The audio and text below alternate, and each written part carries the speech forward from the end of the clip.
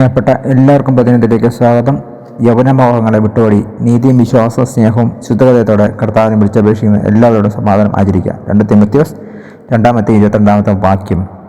പഴയ നിയമത്തിൽ യോസഫിൻ്റെ കഥയിൽ വിഷയത്തെക്കാളും മോശമായ പാവത്തിൽ നിന്ന് ഓടി മാറുന്നതിൻ്റെ മാതൃകാ പ്രമാണം നാം കാണുന്നു. അവൻ ഈജിപ്തുകാരനായ അധിപതിയുടെ വീട്ടിൽ താമസിക്കുമ്പോൾ അദ്ദേഹത്തിൻ്റെ ഭാര്യ അവനെ ശരിപ്പാൻ നോക്കിയപ്പോൾ യോസഫ് അടുത്തേക്ക് പോയില്ല, അവൻ ഓടിമാറി. അവൾ അവനെതിരെ വ്യാജ പരാതി നൽകി കാരാഗ്രഹത്തിലേക്ക് വലിച്ചിടിച്ചെങ്കിലും യോസഫ് ആ കാരാഗ്രഹങ്ങളിലെല്ലാം ശുദ്ധിയുള്ളവനായിരുന്നു. അങ്ങനെ ഉൽപ്പത്തി 39:21 നാം കാണുന്ന പോലെ യഹോവ യോസഫിനോട് കൂടെ ഇരുന്നു. പാവം നമ്മുടെ അടുത്തുള്ളപ്പോഴും അതിൽ നിന്ന് അകന്നു മാറുവാനും ദൈവത്തിൽ നിന്ന് അകത്തുന്ന സാഹചര്യത്തിൽ നിന്നും പ്രവർത്തികളിൽ നിന്നും ഓടുവാനും ദൈവം നമ്മെ സഹായിക്കും.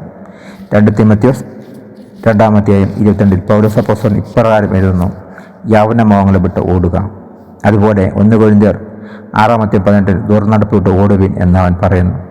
ദൈവത്തിൻ്റെ ശക്തിയാൽ നമ്മെ അഭയപ്പെടുത്തുന്ന കാര്യങ്ങളിൽ നിന്ന് നമുക്ക് ഓടിമാറാം. നിങ്ങൾ ഓടിമാറിയില്ലെങ്കിൽ നിങ്ങളെ അഭയപ്പെടുത്തുന്ന വിഷവള്ളി എന്താണ്? അതിൽ നിന്നും ഓടുവാൻ നിങ്ങൾക്ക് എന്ത് ചെയ്യുവാൻ കഴിയും? പ്രാർത്ഥിക്കാം. ദൈവമേ, എൻ്റെ ഹൃദയത്തെ അറിയുകയും ഞാൻ ഏതിലേക്കാണ് അടുക്കുന്നതെന്നും അറിയുന്നുവല്ലോ. തിരിഞ്ഞു നോക്കാതെ പാവത്തിൽ നിന്നും ഓടുവാൻ എന്നെ സഹായിക്കണമേ. അങ്ങയും എനിക്കുമിടയിൽ മറ്റൊന്നും വരാതോണം എനിക്ക് ധൈര്യം ജ്ഞാനവും നൽകണമേ. Thank God. God bless you. പുതിയ ദിവസം പുതിയ അനുഭവങ്ങൾ അദ്ദേഹം നൽകട്ടെ. God bless you in Jesus name. Amen.